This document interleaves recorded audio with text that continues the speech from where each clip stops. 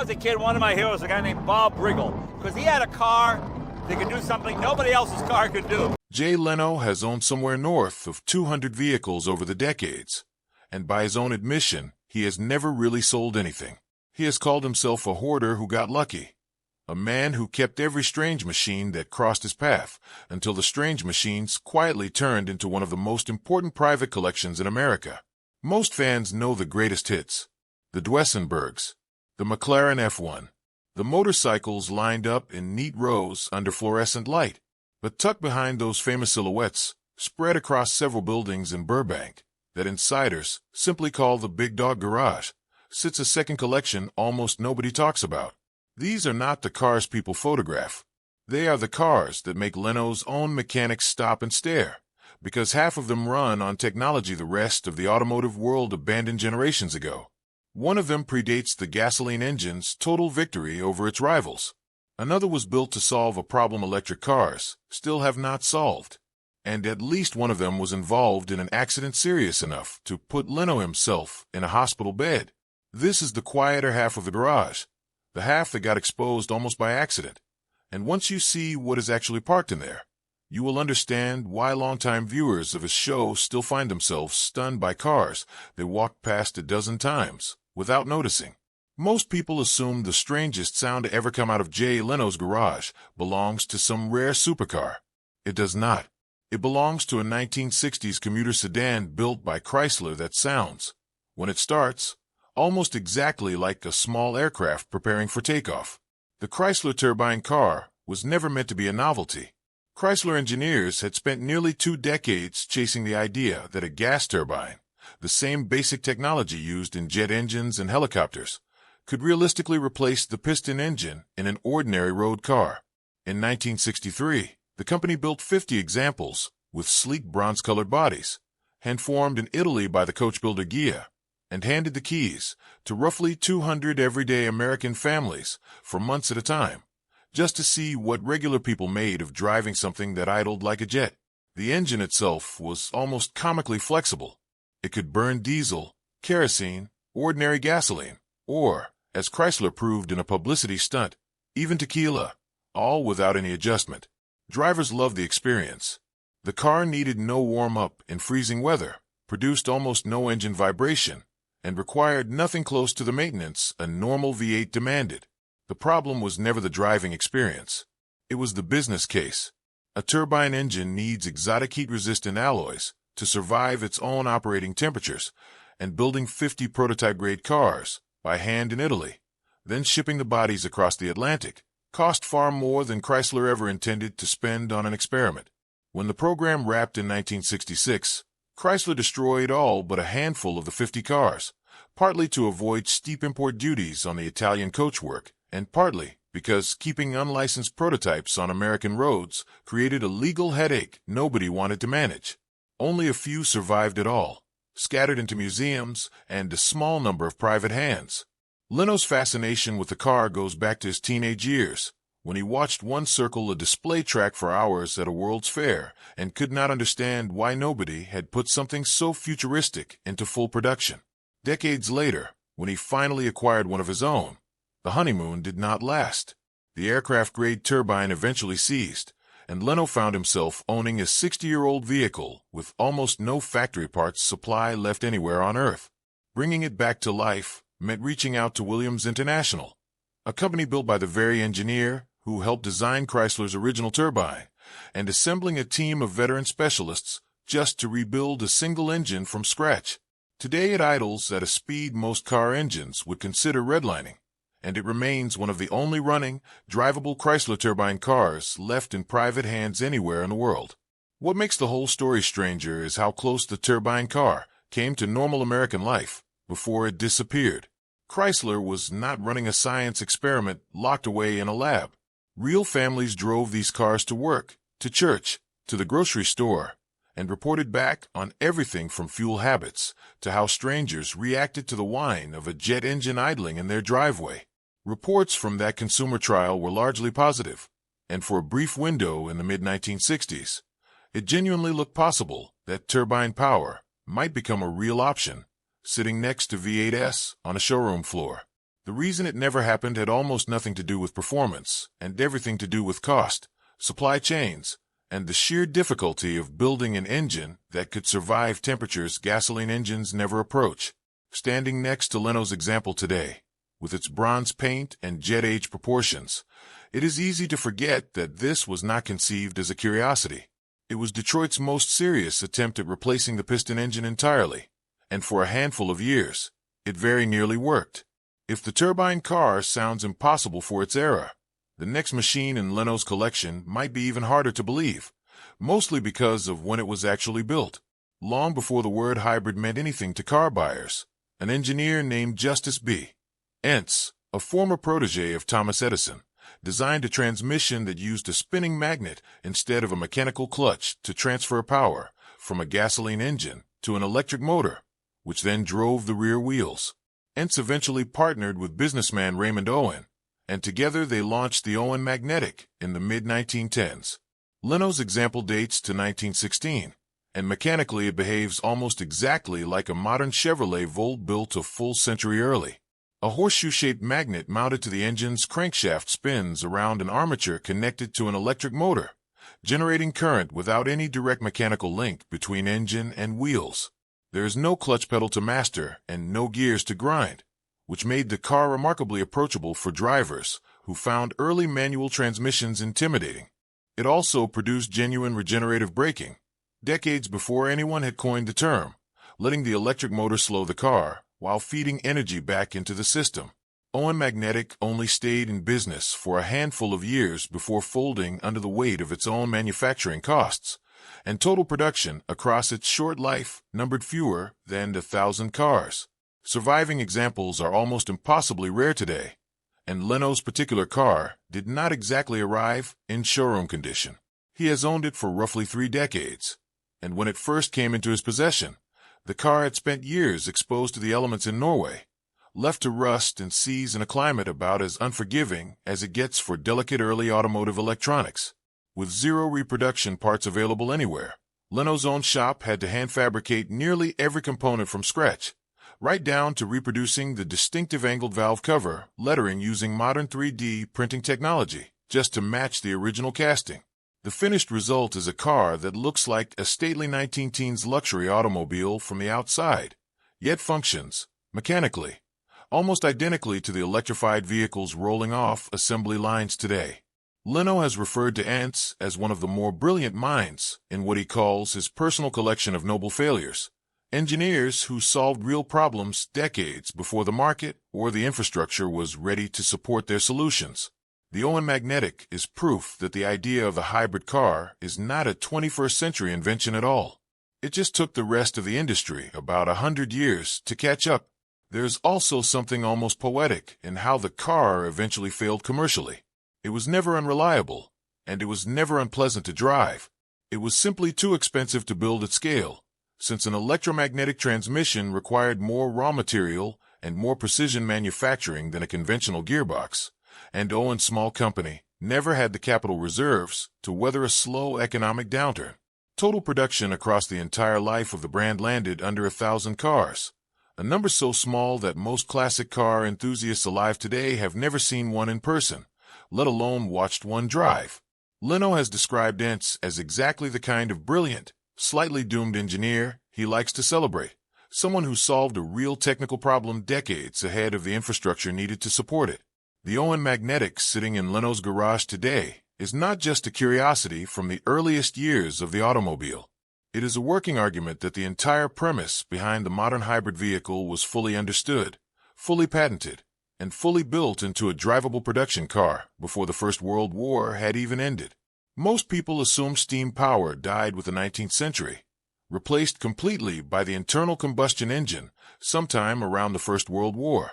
Leno's garage tells a different story, and the centerpiece of that story is a 1925 Doble E20, a car once owned by the reclusive billionaire Howard Hughes. Steam cars had a reputation problem long before the Doble arrived.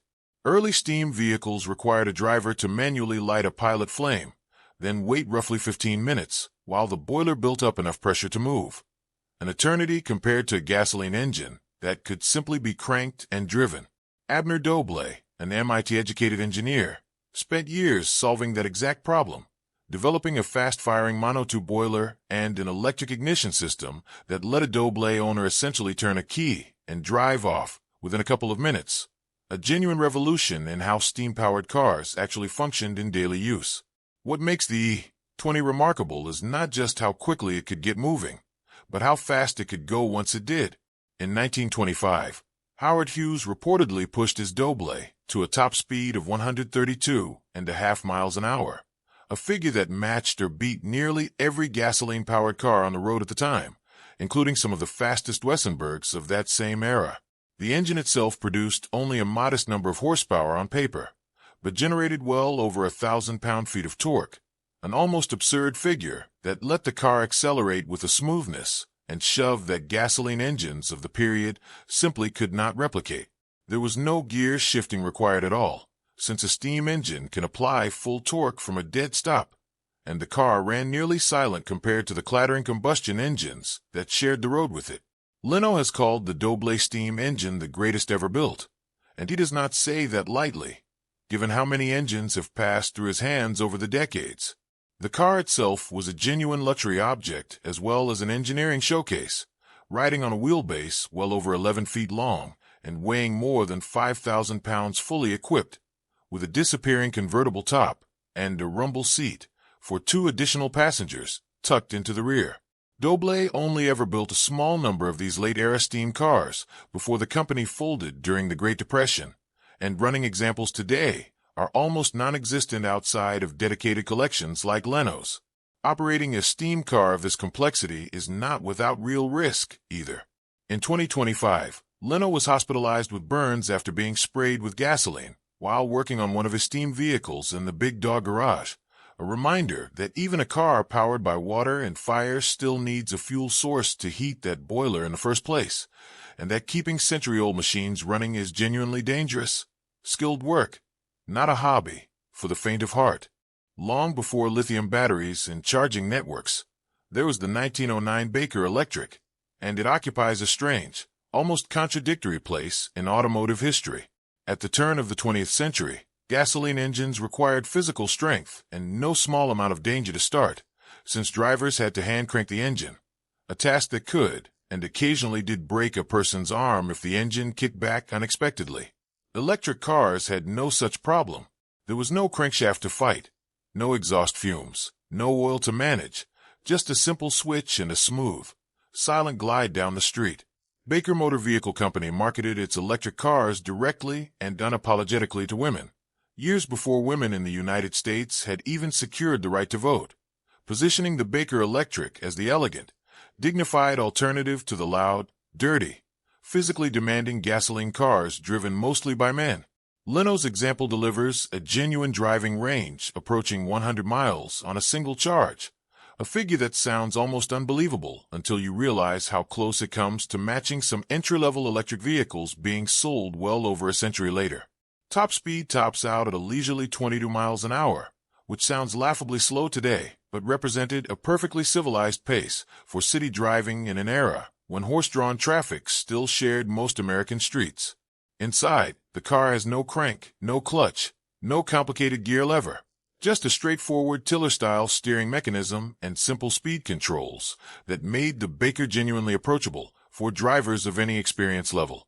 Leno has noted, with a mix of admiration and mild frustration at the pace of modern progress, that his Baker's driving range essentially matches what many production electric cars offered in the earliest years of the 21st century.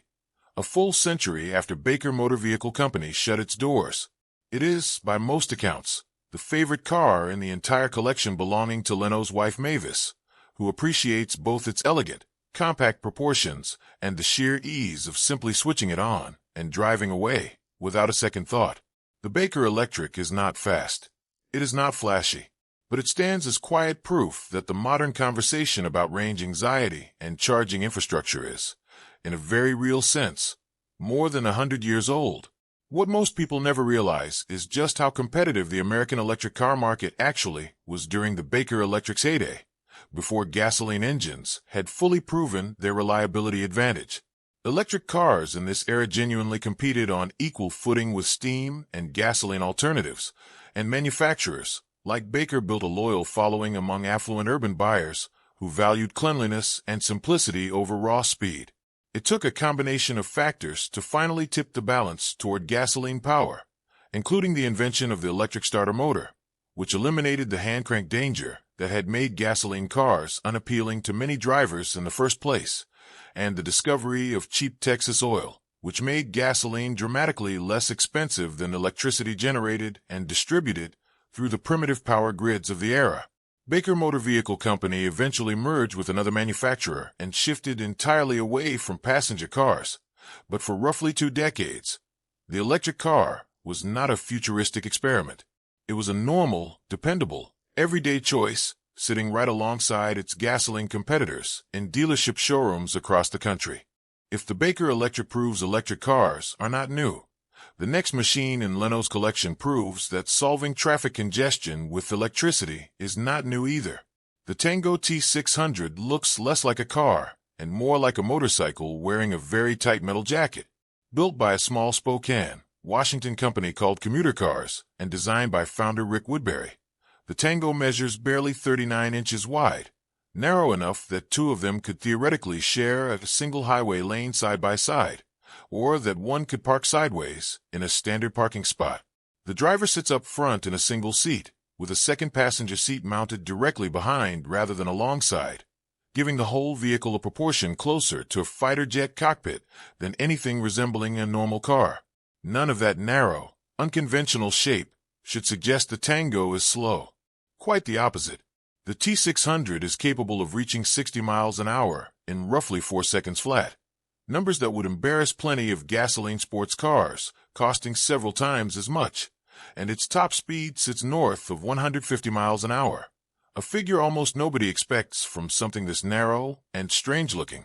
Its low center of gravity, achieved partly by mounting its heavy lead-acid battery pack down low along the floor, gives it a level of cornering stability that seems to defy its top-heavy appearance entirely. George Clooney became the very first person in the world to own a production Tango T600, a piece of celebrity trivia that helped the car earn a small cult following, and Leno acquired one of his own not long after, drawn in by both the sheer engineering audacity of the design and the novelty of driving something that looked like nothing else on American roads. The car's biggest limitation has always been range, with early lead-acid battery versions managing something in the neighborhood of 40 miles at sustained highway speeds, a genuine shortcoming that commuter cars openly acknowledged while working toward newer lithium battery packs, designed to push that figure dramatically higher. Only a small handful of Tangos were ever built, and commuter cars never achieved anything resembling mass production, leaving the T600 as a fascinating dead end, a car that solved the parking and lane-splitting problem brilliantly, while never quite solving the range problem that plagued nearly every electric vehicle of its era. Decades after Chrysler shelved its turbine dream, Leno found himself chasing the same basic idea, only this time with modern materials and a very different partner. The project began, fittingly, as a rough sketch, a conversation between Leno and his longtime chief mechanic about whether a turbine engine could still make sense in a car built with 21st century technology. That idea eventually reached Ed Welburn, then General Motors Vice President of Global Design, and within a matter of weeks, GM's advanced design studio had turned informal sketches into an actual shape, borrowing visual language from fighter jets and Formula One race cars. The finished vehicle, known as the EcoJet, debuted at the SEMA Automotive Trade Show in Las Vegas, built on a modified Corvette Z06 platform and wrapped in a lightweight body, constructed from carbon fiber layered over Kevlar, a combination chosen specifically to keep weight down despite housing a genuine aviation-grade turbine underneath. That turbine is a Honeywell unit, the same fundamental engine family used in certain helicopter platforms, producing output in the neighborhood of 650 horsepower and giving the EcoJet a theoretical top speed north of 200 miles an hour. Unlike Chrysler's 1960s experiment, the EcoJet was designed from the outset to run on biodiesel rather than conventional petroleum fuel, positioning the car as a genuinely environmentally conscious supercar decades before that phrase became a common marketing term across the auto industry. A small secondary tank of standard jet fuel exists purely to help the turbine spin up during startup, after which the system transitions fully over to biodiesel for actual driving. Leno has joked openly about the car's fuel economy, which sits in the single digits, suggesting only half seriously that owning one only makes financial sense after a genuinely excellent harvest season. The EcoJet was never intended for mass production or even a limited commercial run. It exists as a rolling proof of concept, a demonstration that a jet turbine could still deliver breathtaking performance using a cleaner-burning fuel, built by an actual major automaker working directly alongside one of the most recognizable car collectors on the planet. Placed side by side with the original Chrysler turbine car, sitting in that same garage, the EcoJet represents a 40-year conversation between two very different generations of engineers, both convinced that turbines belonged on the road, both ultimately proven wrong by an industry that chose a different direction entirely. What connects a jet-powered sedan, a magnetic hybrid from 1916, a Howard Hughes steam car, a women's electric runabout, a motorcycle-thin commuter car, and a modern biodiesel supercar is not rarity for its own sake. Plenty of collectors chase rarity. What sets Leno's approach apart is a genuine insistence that these machines actually run, actually drive, and actually get demonstrated to anyone curious enough to ask. A museum protects fragile history behind glass and asks visitors to admire it from a respectful distance. Leno does the opposite. He fires up engines that have not been mass-produced in over a century, drives vehicles that most owners would consider far too valuable or far too fragile to risk on public roads, and treats each one not as a static artifact, but as a working piece of engineering history that still has something to teach. The turbine cars prove an entire propulsion technology almost made it into mainstream production before financial reality intervened. The Owen Magnetic and the Baker Electric prove that hybrid and electric drivetrains are not new ideas struggling to be born in the modern era, but old ideas that modern battery chemistry and modern manufacturing finally caught up to. The Doble proves steam power was never actually inferior to gasoline, just harder to commercialize at scale.